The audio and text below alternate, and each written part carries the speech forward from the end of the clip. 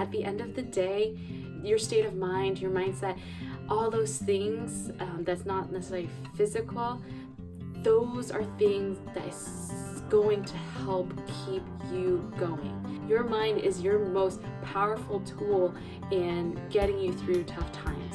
How I make sure that I stay healthy and I keep my energy up is to make sure I get enough sleep.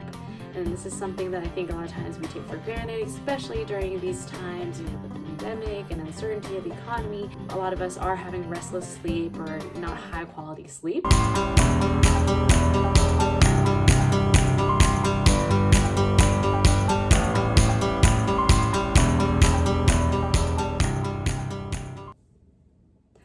Hi folks, welcome back to my Mommy's Life channel where I share with you guys my journey as a first-time mom, dentist, and business owner. If you guys are new to this channel, big welcome. So glad to have you guys here. This channel is all about giving you guys tips, tricks, motivation, everything that you might come across as you are becoming a parent, as well as continuing trying to maintain an amazing career at the same time.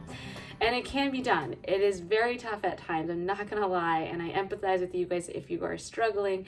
It is very hard, it's different day to day, but there are things that I do to try to keep myself going, as well as keep myself healthy and all those good things. In today's video, I wanna share with you guys a few things that is gonna be so important as, here in the Pacific Northwest, we're approaching winter, it's getting colder, flu season is upon us, and there are a few things that I want to remind you guys to make sure you guys are doing to take care of yourself so that you guys can continue to be healthy. So one of the first things in terms of how I make sure that I stay healthy and I keep my energy up is to make sure I get enough sleep. And this is something that I think a lot of times we take for granted, especially during these times, with the pandemic and uncertainty of the economy. A lot of us are having restless sleep or not high quality sleep. So here are a few things that you can do if you're struggling with getting a good night's sleep. A few things that we always do, especially even with Caitlin, who is a little bit tough in getting to go to bed at times, we make sure we get a routine going.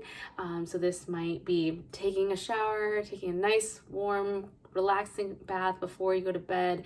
Start dimming your lights. The light stimulus around us is going to keep your brain awake, and so you want to do things that is going to put your brain in that right place to go to sleep. So start dimming your lights, turn off your electronics, things like warm milk, decaffeinated tea, like chamomile. Those things can also help, get that sleepy time rolling. The other things that I always try to do is meditation and maybe a bedtime yoga. Those are things that are also relax you, help you clear your mind, get rid of the problems of the day, put yourself in that safe place to go to sleep.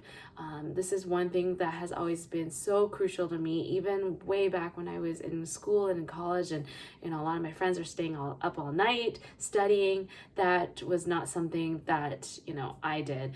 My biggest thing is like, hey, I did what I could. Any problems that I have, that's going to be tomorrow's problem. Tonight, I'm going to get my rest. And when I don't get enough sleep, I can definitely tell, especially for those of you guys who have newborns or toddlers. It's really tough when, they're waking up and you're having to get up with them. So finding ways for all of you guys to get good quality sleep is super, super critical, not only for helping your brain, develop all your long-term memories and help with your growth and development. If you're a child, if you're still developing, sleep is really important. That's a time when your body is healing and growing and developing. So it's really, really critical. So sleep is a big thing for me. The second thing is making sure you keep your immune system up. How do you do that? A few things. Make sure that you're eating healthy. Stay clear from any junk food, fried foods. Eat healthy, eat nutritious. That is going to help keep your immune system up.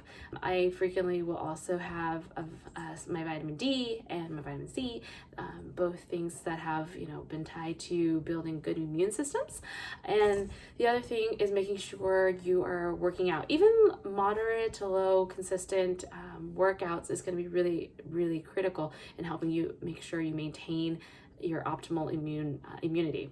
Right now it's really tough, as you can see probably outside. Yep, we're in Seattle and it's cloudy, it's cold, damp at times, and it's not the best time to go work out. I mean, if you're one of those folks who will still get up at 5 in the morning and go for your morning run, good for you. That's awesome. I'm not that person. At that hour, I just want to stay in bed until I have to get up to go to work. So what I do instead is I do my workouts indoors, typically after work, and YouTube is a great resource. There's lots of free tutorials, workout videos on there, and some of my favorite are the HIIT workouts, high intensity workouts. These are great because they are typically pretty short. You can find ones that are like 15 minutes, 30 minutes. They're very short, but it gets your heart rate going.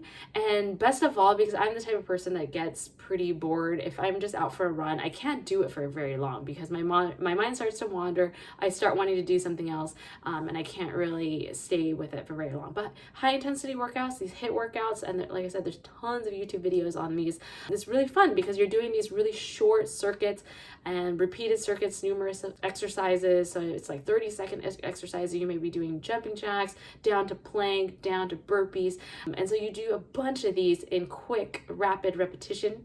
So it gets a full body workout in, it gets you to sweat, it gets your heart rate going, and all in a short amount of time, which is amazing. I know all of you guys, busy parents, busy moms out there, the last thing is, going out and working out for an hour. So these have been really, really helpful for me.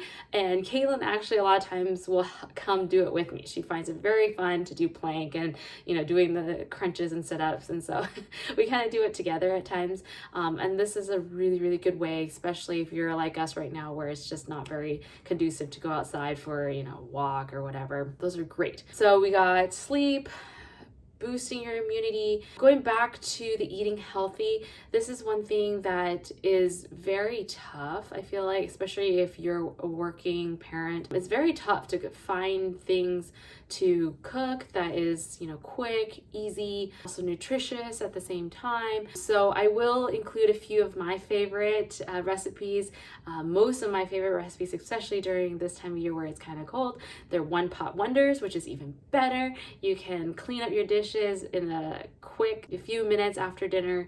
It doesn't make a lot of mess, doesn't take a lot of ingredients, but it does pack full of veggies and all those good things that you need, because you got to make sure you're fueling your body, with good food, good exercise, controlling yourself mentally, making sure you're getting enough sleep.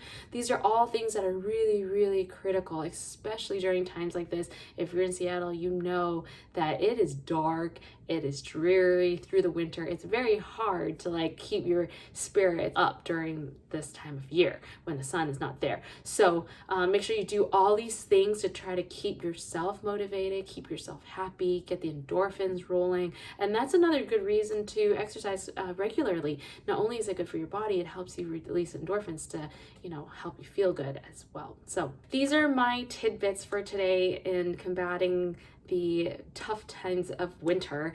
So hopefully this will help you guys continue to stay healthy, both mentally and physically. I hope you guys continue to find ways to be happy, to be joyful, because at the end of the day, your state of mind, your mindset, all those things that's not necessarily physical, those are things that is going to help keep you going. It is the most powerful tool. I want to repeat that again. Your mind is your most powerful tool in getting you through tough times. And we will do this. We're gonna get through this. And I hope you guys continue to be kind, and we'll see you next time. Bye-bye.